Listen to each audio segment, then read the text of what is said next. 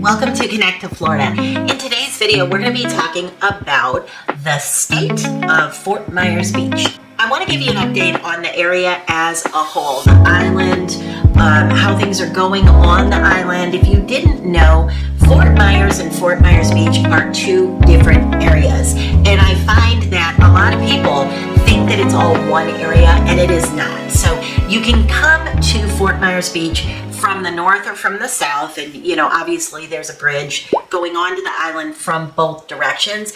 But since we had Hurricane Ian, and as you probably saw all over the news, the area got completely decimated. So it took more than a year, well over a year, to get electric on the island again, to get some running water. So I just kind of want to give you an overall update of how things are looking now, today, in the last December 2023, the last month of 2023. We're 2 years outside of the hurricane. Where are we at on Fort Myers Beach? Okay, so let me start by saying not too bad. Not too good, but not too bad. So if you're familiar at all with Fort Myers Beach, one of the things you maybe fell in love with was the area that's called Times Square. And you may not have even known that that is what the area is called, but it's that little area where all the shops and the restaurant and the pier, you've got the little restaurant that's right there by the pier. You can walk out on the pier while you're eating your little sandwich or having your drink.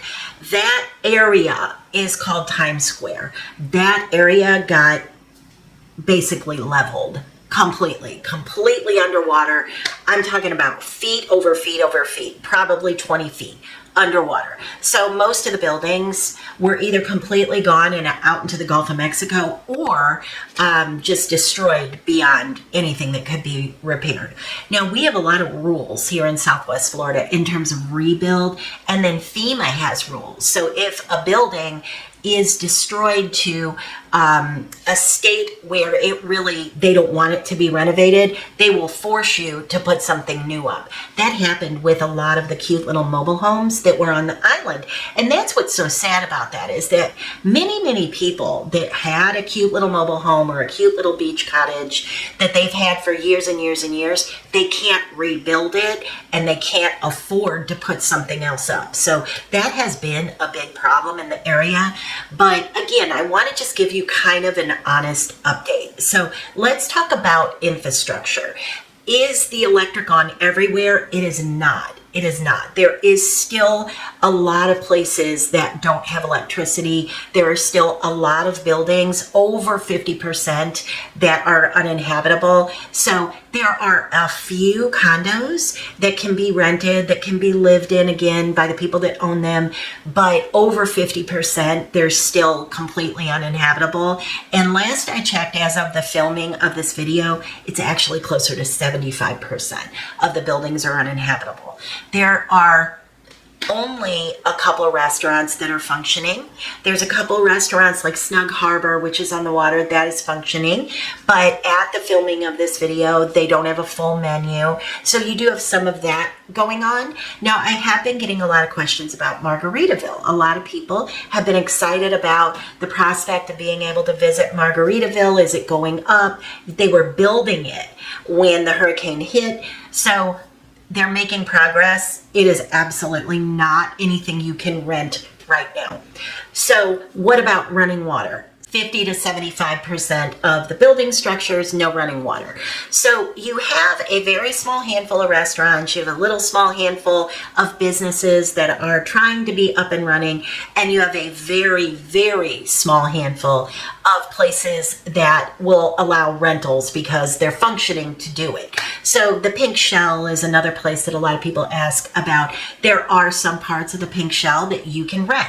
Now, if you choose to take your vacation on Fort Myers Beach because you love it and you've always rented on Fort Myers Beach, just know it's going to be a little bit shocking for you when you come to the island, because the trees are basically gone. They're leveled, they're topped. The buildings, it's almost like somebody went through and just broomed everything out. It really does look like a disaster zone. It just does. Now, will you have the beach to yourself? Yep, you sure will. So that is a positive. Remember the really, really bad traffic on Fort Myers Beach? Is it there? Nope. But you'll have pretty much the island to yourself. So some people really like that. You know, it won't bother them. They'll drive off the island to go get dinner or lunch or go shopping or whatever. And the good thing about it is you can freely navigate to the north or the south because, you know, it's not crowded like it normally is. So that would be one good thing. Now, one of the negatives is you are still going to have debris on the sand. They are still combing through the sand. So not unusual to come across a big piece of rebar or glass or things like that. So you really do have to be careful. The other thing I would say is what you're used to on Fort Myers Beach with the beautiful white sand, it's not so much like that because they need to bring more sand in. They need to bring a lot more sand in. It's a little bit more like a packed, I don't know, maybe like Daytona where you can drive over the beach. You can't do that on Fort Myers Beach, but that kind of really hard packed sand that does feel a little gravelly. Now, there are some parts of the beach that are better than others, but you just should really be aware of that. So I would say if you want that feel of a good buy, you know, to rent for less, because obviously